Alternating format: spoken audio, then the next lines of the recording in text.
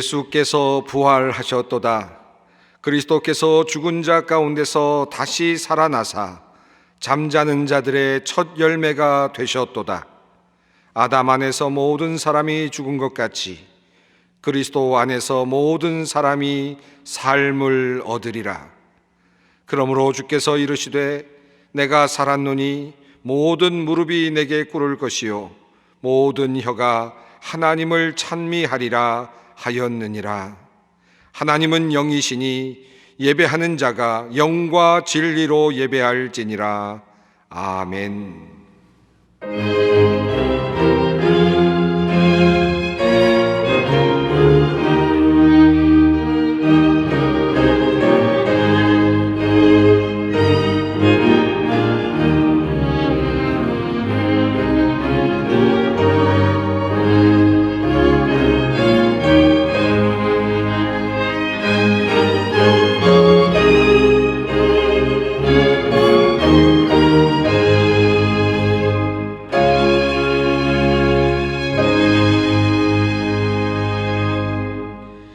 예수를 죽은 자들 가운데서 이끌어내신 하나님, 천국의 모든 성도들과 더불어 천군 천사들과 함께 이 시간 부활의 소망을 주신 하나님께 영광과 찬송을 올려드립니다.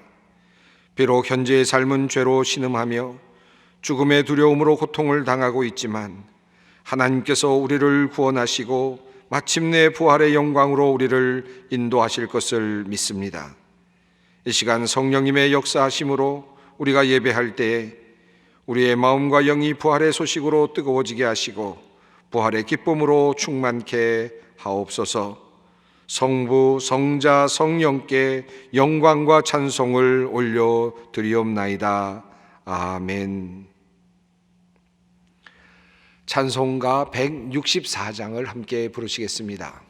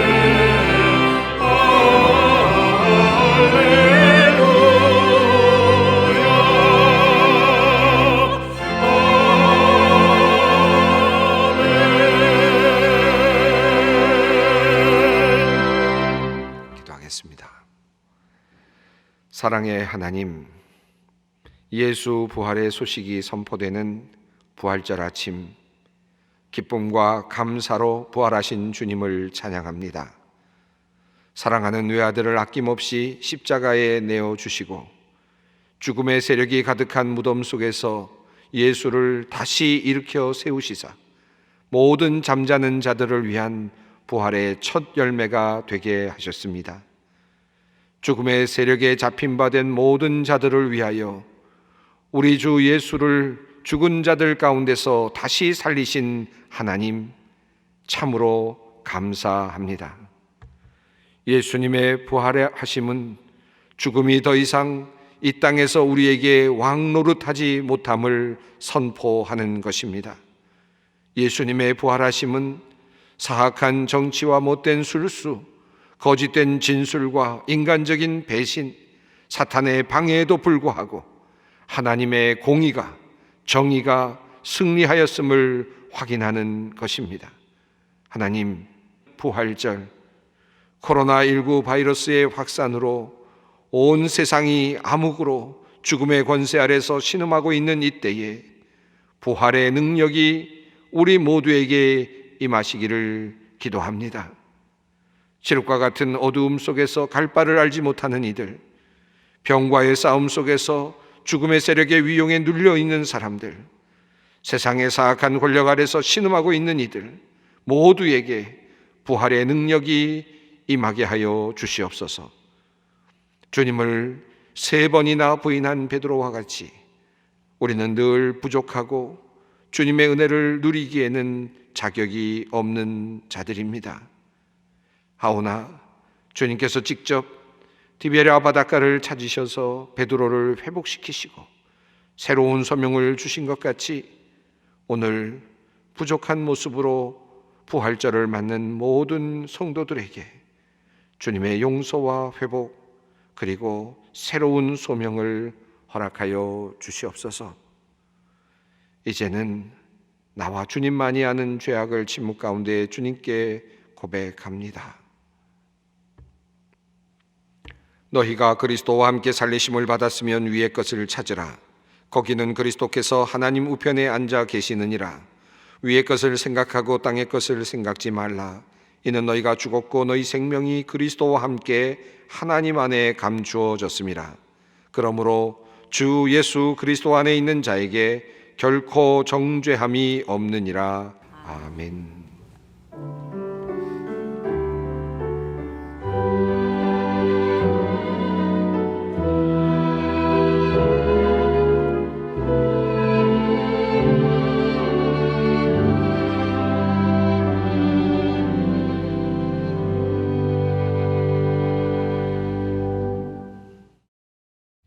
오늘 하나님께서 우리에게 주시는 말씀입니다. 신약성경 로마서 6장 3절로 9절 말씀입니다. 로마서 6장 3절로 9절 말씀입니다. 이 계시의 말씀을 봉독할 때 다 함께 살아계신 하나님의 음성을 들을 수 있기를 바랍니다. 무릇 그리스도 예수와 합하여 세례를 받은 우리는 그의 죽으심과 합하여 세례를 받은 줄 알지 못하느냐. 그러므로 우리가 그의 죽으심과 합하여 세례를 받음으로 그와 함께 장사되었나니 이는 아버지의 영광으로 말미암아 그리스도를 죽은 자 가운데서 살리심과 같이 우리로 또한 새 생명 가운데서 행하게 하려 함이라.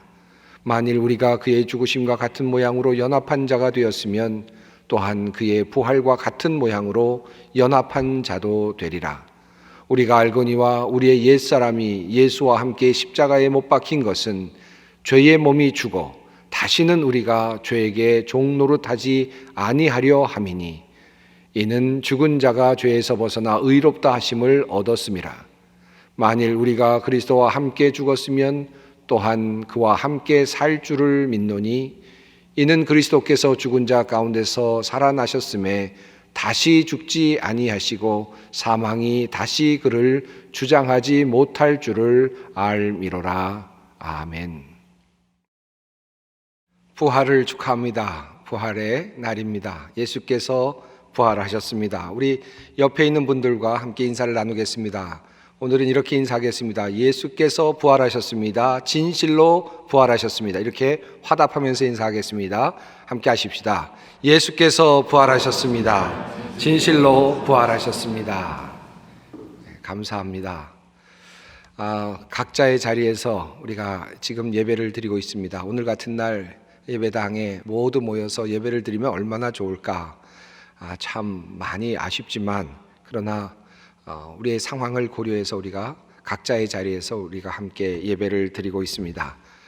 그럼에도 불구하고 오늘은 우리가 함께 모여서 예배를 드리지는 못하지만 그러나 각자의 자리에서 모여서 연결되어 예배를 드리는 이 자리, 오늘도 부활절입니다. 오늘은 분명 부활하신 주님의 날을 축하하는 주일입니다. 예수께서 부활하셨습니다 라고 하는 이 말씀, 여러분은 어떻게 들리십니까? 어떤 사람들에게는 이 말이 공허한 말일 것입니다. 어떤 사람들에게는 황당한 이야기일 수 있겠죠. 어떤 사람들에게는 미련한 정보일 수도 있을 것입니다. 그러나 우리 그리스도인들에게는 이 선언은 복음이며 그리고 지혜입니다. 예수를 따르는 사람들에게 이 말은 감탄사이고 그리고 환호입니다. 예수께서 부활하셨습니다. 진실로 부활하셨습니다. 초대교회 교인들은 늘 이와 같은 말로 부활절 때마다 함께 축하를 나누곤 하였습니다.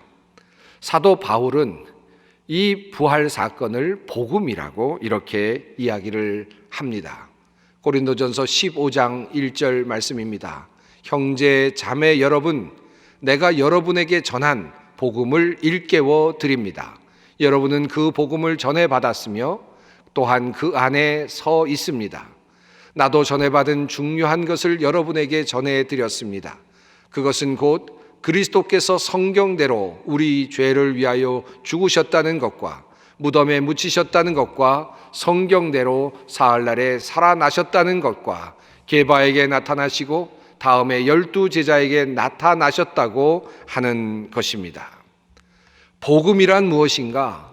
사도 바울은 예수께서 우리를 위해 죽으시고 그리고 다시 살아나셨다는 이 선언이 바로 복음이라고 그렇게 분명하게 말하고 있습니다. 어째서 이것이 복음이 되는가? 어째서 이것이 복음이 될 수 있는가? 사도 바울은 이어서 이렇게 증언합니다. 그리스도께서 살아나지 않으셨다면 여러분의 믿음은 헛된 것이 되고 여러분은 아직도 죄 가운데 있을 것입니다. 그리고 그리스도 안에 있는 잠든 사람들도 멸망했을 것입니다. 그러나 이제 그리스도께서는 죽은 사람들 가운데서 살아나셔서 잠든 사람들의 첫 열매가 되셨습니다. 아담 안에서 모든 사람이 죽은 것과 같이 그리스도 안에서 모든 사람이 살아나게 될 것입니다. 그렇습니다. 첫째로 이 부활의 소식이 복음이 되는 이유는 죽은 사람들, 그리고 죽을 사람들, 그리고 죽음을 앞에 두고 두려워하고 있는 모든 사람들, 그러니까 모든 인류, 모든 사람들에게 죽음을 넘어서는 유일한 희망이 되기 때문입니다. 그래서 부활의 소식은 복음이 됩니다. 우리는 우리가 죽으면 어떻게 될까? 죽음 후에 우리는 다시 살 수 있을까? 이 문제를 늘 생각하고 걱정하며 살아가고 있습니다. 많은 사람들이 이 문제를 풀려고 하지만 어느 누구도 이 문제를 풀지 못했습니다. 대부분의 종교는 이 죽음을 그저 자연스러운 일이니 자연스럽게 받아들이라고 그렇게 권면을 할 뿐입니다. 그러나 예수님은 도리어 이 죽음을 정복하셨다고 그렇게 선언하십니다. 어느 누구도 그렇게 말한 사람이 없습니다. 늘 사망은 인간의 마지막 자리에 있는 마침표이곤 했습니다. 돌아가셨습니다. 사망하셨습니다. 이것은 모든 인생의 마침표입니다. 그리고 인간은 그저 어쩔 수 없이 그 결과를 그저 받아들여야만 하는 상황이었습니다. 그리고 지금도 여전히 그와 같은 모습들은 우리의 일상입니다.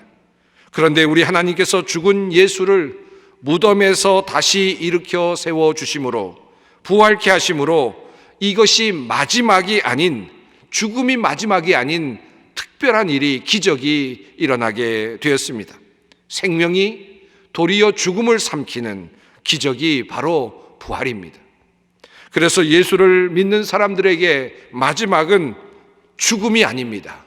예수를 믿고 있는 사람들에게 마지막은 죽음이 아니라 부활이요, 예수를 믿고 있는 사람들에게 마지막은 생명이 되는 것입니다. 그러므로 성경은 말합니다. 사망아, 너의 승리가 어디 있느냐? 사망아, 내가 쏘는 것이 어디에 있느냐?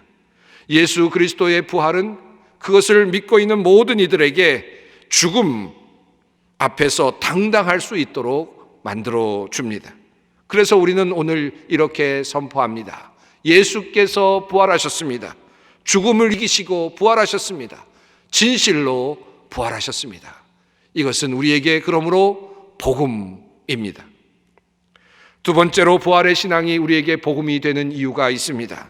그 이유는 이 부활의 사건이 이 세상에서 권력에 그리고 힘에 유린당하는 수많은 사람들, 늘 빼앗기고 억울한 일을 당하는 모든 사람들에게 소망을 주는 또 다른 단초이기 때문입니다. 앞서 말씀드린 대로 부활의 복음은 죽음이 생명에게 도리어 먹히게 되는 세상 질서의 역전의 소식입니다. 죽음이 생명에 삼켜지고 하나님의 힘이 죽음을 넘어서서 새로운 창조를 만들어내시는 역전의 소식이 바로 부활입니다. 예수 그리스도의 십자가는 권력의 남용과 군중들의 무지와 종교인들의 탐욕과 이기심으로 비록되었습니다. 그리고 세상의 질서는 여전히 그러한 사람들에 의해서 유지되는 듯 보입니다. 마치 세상의 질서는 예수를 십자가에 못 박고 그리고 죽이고 아무 일 없었다는 듯이 그렇게 태연하게 살아가는 듯 보입니다. 권력의 남용으로 희생을 당하는 사람들이 얼마나 많이 있습니까? 무지한 군중들로부터 살해를 당하고 모욕을 당하는 사람들이 얼마나 많이 있습니까? 얼마나 많은 사람들이 종교적인 이유로, 경제적인 이유로, 정치적인 이유로, 문화적인 이유로, 인종적인 이유로, 또 자신들과 조금 다르다는 이유로 살해를 당하고 죽임을 당하고 비난을 받습니까? 여전히 우리가 살아가고 있는 세상의 질서 속에는 때로는 억울한 일을 당하기도 하고 때로는 매를 맞기도 하고 때로는 괴로움을 당하기도 하는 일들이 비일비재합니다. 악의 세력에 힘없이 무너지기도 합니다. 두려움에 떨기도 합니다. 감쪽같이 살해를 당하기도 합니다. 아무도 주목하지 않는 실패자로 도태된 채 그렇게 이 세상에서 사라져가기도 합니다. 그러나 예수 그리스도의 부활은 이러한 악한 세상의 질서가 사탄의 세력이 결국 성공하지 못할 것임을 증명하고 있습니다. 부활은 이러한 잘못된 것 그리고 정의롭지 못한 것들이 모두 궁극적으로 마지막에 부끄럽게 드러나고 심판을 받을 것임을 우리에게 분명하게 알려주고 있습니다. 부활은 악한 사람들이 그리고 악한 세상이 사람들을 아무리 억울하게 죽여도 하나님께서 다시 살려내시고 또 다시 살려내신다는, 그리고 또 다시 살려내실 것이라고 하는 하나님의 의지의 표현입니다. 아벨 이후로 하나님은 억울하게 죽어간 사람들의 호소하는 소리를 들으셨습니다. 그들의 억울함과 원통함을 알고 계셨습니다. 그리고 그들을 위하여 예수 그리스도를 보내어 주시고 억울하게 죽어간, 그리고 이해할 수 없는 일로 희생되어 간 수많은 사람들을 위로하십니다. 부활의 신앙은 그래서 역경을 감수하는 신앙이요, 역전의 신앙입니다. 부활의 신앙은 고통의 시간에도 절망하지 않는 신앙이며 억울한 순간에도 괴로워하거나 두려워하지 않는 신앙입니다. 이것이 바로 우리의 믿음입니다. 우리는 바로 이 믿음을 가지고 오늘 부활을 축하합니다. 자, 그렇다면 우리는 이 부활의 복음을 어떻게 우리 것으로 만들 수 있습니까? 우리 자신의 것으로 만들 수 있는가 하는 질문입니다.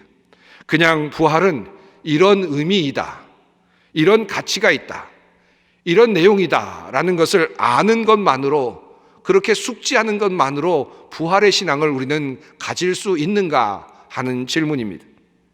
사실 2000여 년의 역사를 거쳐오면서 기독교의 신앙이 부활 신앙이라고 하는 사실은 세상 사람들도 많이 알고 있습니다. 때로는 기독교인들보다 세상 사람들이 부활의 의미를 더 명료하게 설명하기도 하고 설득력 있게 그렇게 제시하기도 합니다. 그리고 이러한 부활의 복음을 그들을 자신의 삶에 적용시켜서 사회운동을 하거나 또는 자신의 여러 삶의 원리에 적용하면서 마치 지혜를 얻은 듯이 그렇게 이 세상을 살아가는 믿지 않는 사람들도 사실 많이 있습니다. 부활의 소식은 모든 사람들에게 기쁨의 소식입니다. 그러므로 복음이죠. 그러나 이 복음이, 이 소식이 그냥 정보에만 머문다면, 그저 나름의 지혜로만 머문다면 이 부활의 소식은 그저 내가 죽으면 예수님처럼 다시 살 수 있을 거야 라는 그저 막연한 운명에 대한 안전장치 정도밖에는 되지 않을 것입니다. 또는 우리가 이 세상을 살면서 어려운 일을 당할 때에 역전을 기대하며 희망을 잃지 않고 이 세상을 살아가도록 격려하는, 어쩌면 인생의 지침서와 같은 것에 머물지도 모를 일입니다. 자, 그렇다면 우리는 어떻게 이 부활의 복음을 정말 우리의 것으로 만들 수 있습니까? 오늘 설교의 제목처럼 어떻게 우리는 부활에 정말 참여할 수 있는 것입니까? 오늘 우리는 이것을 함께 고민하고자 합니다. 부활절과 관련하여서 매우 중요한 예식이 하나 있습니다. 그것은 바로 세례 예식입니다. 초대교회로부터 지금까지 전통적으로 교회는 부활절에 세례 예식을 거행하여 왔습니다. 개신교회는 그 전통에서 조금 멀어진 듯 보입니다만은, 그러나 대부분의 예전적인 교회에서는 부활절에 세례 예식을 거행하곤 하였습니다. 아니, 도리어 부활절의 세례 예식은 매우 중요한 예식으로 자리 잡고 있습니다. 초대교회 교인들은 늘 부활절을 세례를 통해서 기억하고자 했습니다. 세례를 베푸는 것이 부활절을 지키는 방식이었다는 말씀입니다. 자, 그렇다면 세례는 부활절과 무슨 관련이 있습니까? 어떤 상관이 있습니까? 먼저 오늘 본문 말씀을 살펴보겠습니다. 로마서 6장의 말씀입니다. 그러므로 우리가 그의 죽으심과 합하여 세례를 받음으로 그와 함께 장사되었나니 이는 아버지의 영광으로 말미암아 그리스도를 죽은 자 가운데서 살리심과 같이 우리로 또한 새 생명 가운데서 행하게 하려 함이라. 만일 우리가 그의 죽으심과 같은 모양으로 연합한 자가 되었으면 또한 그의 부활과 같은 모양으로 연합한 자도 되리라. 바울 사도는 세례를 그리스도와 함께 장사되고 그리스도와 함께 연합하여 부활하는 것이라고 그렇게 이야기하고 있습니다. 이것은 초대교회의 세례 의식, 부활절의 모습을 잘 반영하고 있는 표현입니다. 실제로 앞서 말씀드린 대로 부활절마다 교회는 세례를 베풉니다. 이날은 1년에서 가장 귀한 세례를 베푸는 날이 됩니다. 이렇게 부활절은 세례를 베푸는 것으로 그렇게 진행이 됩니다. 누가 세례를 받았을까요? 어떤 사람이 부활절에 세례를 받을 수 있었을까요? 히폴리투스의 사도 전승에 따르면 세례를 받는 사람은 이미 3년 전부터 세례를 받기 위해서 준비해온 사람들이었습니다. 자신의 직업을 바꾸기도 하고 적절하지 않은 직업이라면 그것을 그만두고 새로운 일을 찾고 자신의 삶을 조정하고 그렇게 자신의 삶을 그렇게 돌아보면서 3년여 동안 주님을 따르고 성경을 공부하고 기도의 삶을 살았던 사람들이 마침내 결단하고 세례의 자리로 나오게 됩니다. 사순절이 시작되는 제2수요일이 될 때 그 중에서 세례를 받을 사람들, 이제 준비할 사람들 명단을 정하게 됩니다. 선별하는 일을 하게 됩니다. 그리고 선별된 사람은 40일 동안 이제 또다시 극한 절제의 훈련을 받게 됩니다. 기도와 말씀, 구제와 다양한 일들을 감당하면서 40일을 보내게 됩니다. 그리고 마지막 고난주간이 되면 그들은 한 주일 동안 금식하며 예전을 거행합니다. 그리고 성도들도 함께 금식에 참여하게 됩니다. 부활절 새벽이 되어서 그들이 세례를 받게 됩니다. 그들은 물로 나아가게 되는데 그때는 모든 옷을 벗어버리고 그리고 모든 것을 버리고 세례탕을 향해 가게 됩니다. 한 걸음씩 한 걸음씩 내려가게 되면 물이 차올라옵니다. 그리고 완전히 자신이 잠기게 되었을 때 위로부터 음성이 들립니다. 내가 성부와 성자와 성령의 이름으로 세례를 주노라. 그리고 그 말씀과 더불어서 다시 이제 밖으로 한 걸음씩 한 걸음씩 올라서 가기 시작합니다. 자기 자신의 죄에 대하여 죽고 그리스도와 함께 부활하는 영적인 경험을 하는 것입니다. 이것이 바로 세례 예식이었습니다. 그리고 많은 사람들이 그곳에 함께하며 그것을 둘러싸고 함께 보며 부활의 증인으로서 세례를 함께 경험하곤 했습니다. 이것은 이 세례 예식은 언젠가 죽었을 때 언젠가는 다시 살아날 것이라고 하는 미래의 증표를 주는 뿐만이 아니었습니다. 동시에 현실 속에서 새로운 존재로 태어나는 의식이었습니다. 완전히 물에 들어갔다가 새로운 피조물로 다시 물 위로 올라오는 그 순간에 새로운 세례의 이름이 주어지고 흰 옷이 입혀지고 그리고 젖과 꿀이 그에게 공급됩니다. 새로운 존재의 탄생입니다. 초대교회 교인들은 늘 부활절마다 이렇게 새로운 존재의 탄생을 경험하곤 했습니다. 한 사람, 두 사람 세례반으로 들어가고 세례터로 들어가서 올라올 때마다 새로운 생명으로 탄생되는 모습을 보면서 자기 자신들이 탄생했던 새로운 피조물로 만들어졌던 그 시간을 기억하고 주님께 감사하곤 했습니다. 이것이 바로 초대교회의 부활주일입니다. 이렇듯 부활절에 참여한다는 것은 부활을 축하하거나 부활절 헌금을 내거나 미래의 죽음을 생각하면서 부활할 것을 믿고 감사하는 그런 행위 이상입니다. 예수님의 부활을 진정으로 기뻐하고 그 부활에 참여하고 부활을 축하하는 사람은 그분과 함께 십자가의 옛 자아를 죽이고 그리고 예수와 함께 새로운 존재로 태어나는 사람들입니다. 그것이 바로 부활에 참여하는 것입니다. 먼 훗날 내가 예수님과 함께 내가 죽은 다음에 부활할 것이다 라고 하는 믿음을 가지고 그것을 마음에 새기는 것, 그것 이상이라는 말씀입니다. 종말론적이 아니라 도리어 현실적이라는 말씀입니다. 부활신앙은 미래의 한 꼭지점에 있을 그 종말적 나의 삶의 사건을 생각하고 기다리는 것이 아니라 지금 여기 이곳에서부터 새로운 존재로 희망을 주는 사람으로 하나님을 위하여 사는 존재로 다시 태어나는 것을 의미합니다. 그러므로 거듭남이란 바로 이 새로운 부활의 또 다른 말이라고 할 수 있습니다. 우리는 부활절을 지내면서 지금까지 너무나도 개인적이고 그리고 때로는 내세지향적인 그런 관점에서 부활절을 보내온 것이 사실입니다. 나의 죽음에 대한 위안을 받고 그리고 죽은 이들, 보낸 이들, 가족의 죽음을 맞이한 이들에게 위안을 주는 정도로서 부활절을 보냈을 때가 참으로 많았습니다. 그러나 오늘 주님께서는 로마서 6장의 말씀을 통하여서 진정 우리가 가져야 할 부활의 신앙이 무엇인지를 잘 알려주십니다. 먼 미래의 나의 부활, 나의 죽음의 이후에 있을 부활을 넘어서서 예수 그리스도와 함께 내가 오늘 다시 새로운 존재로 태어나는, 새로운 존재로 거듭나는 그것이 바로 진정한 부활의 신앙입니다. 세상 사람들은 부활을 원래의 모습으로 돌아가는 것, 그것으로 해석을 합니다.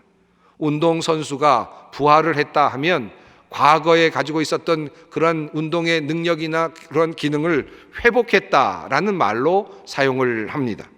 회춘을 하거나 다시 젊어지거나 못하던 것을 다시 하게 되는 것을 부활했다라는 말로 그렇게 사용을 종종 합니다. 전성기로 복귀하는 것을 부활했다라는 말로 그렇게 표현을 합니다. 하지만 이 믿는 사람들이 사용하는 부활의 의미는 사실 다릅니다. 원래의 모습으로 돌아오는 것이 아닙니다. 그저 태어났던 인간의 모습으로 돌아오는 것이 아닙니다. 조금 더 착한 모습으로 돌아오는 것이 아닙니다. 원죄를 가지고 있었던 그 상태의 모습, 인간의 모습으로 돌아오는 것이 아닙니다. 육적인 모습, 자신의 죄된 자아를 예수 그리스도의 십자가 위에 모두 못을 받고 새로운 자아, 예수 그리스도의 성품으로, 예수 그리스도의 인격으로 다시 태어나는 것입니다. 바뀐 모습으로 다시 태어나는 것이 바로 부활입니다. 그러므로 갈라디아서 2장 20절 말씀은 우리에게 이렇게 증언합니다.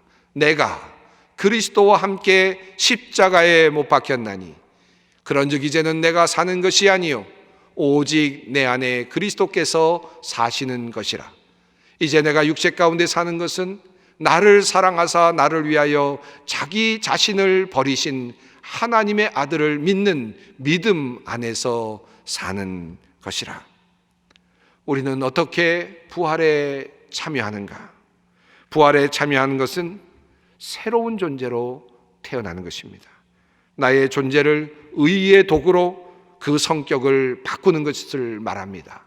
나의 힘으로가 아니라 하나님의 힘으로, 하나님의 은혜로, 하나님의 능력으로, 예수 그리스도의 능력으로, 부활하신 예수 그리스도의 그 능력으로 우리가 그 일에 참여하는 것입니다.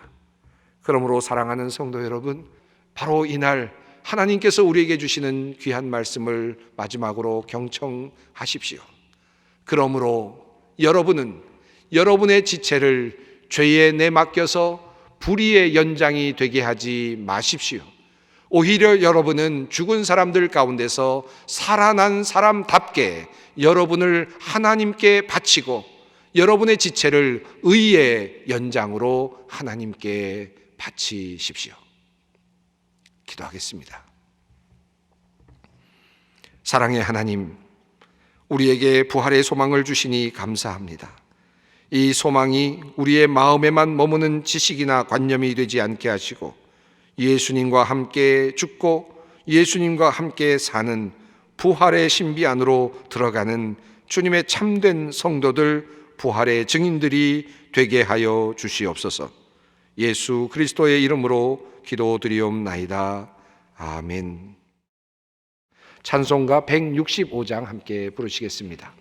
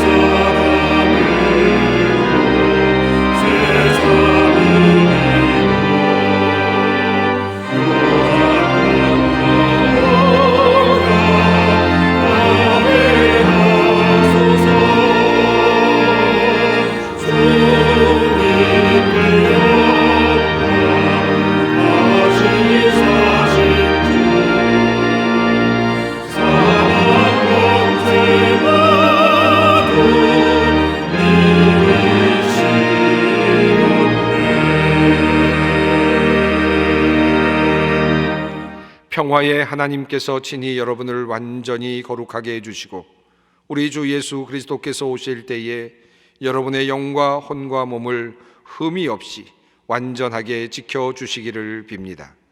여러분을 부르시는 분은 신실하시니 이 일을 또한 이루실 것입니다. 죽은 자 가운데서 다시 살아나시어 잠자는 자들의 첫 열매가 되신 예수님의 은혜와 가장 아끼는 외아들을 내어놓으신 하나님의 그 크신 사랑하심과 이 부활의 사건을 마지막 날까지 우리에게 증언하시는 성령님의 감화 감동 역사하심이 오늘 각자의 자리에서 부활절을 보내는 주님의 모든 종들 위에 영원히 함께 하시기를 간절히 축원하옵나이다. 아멘.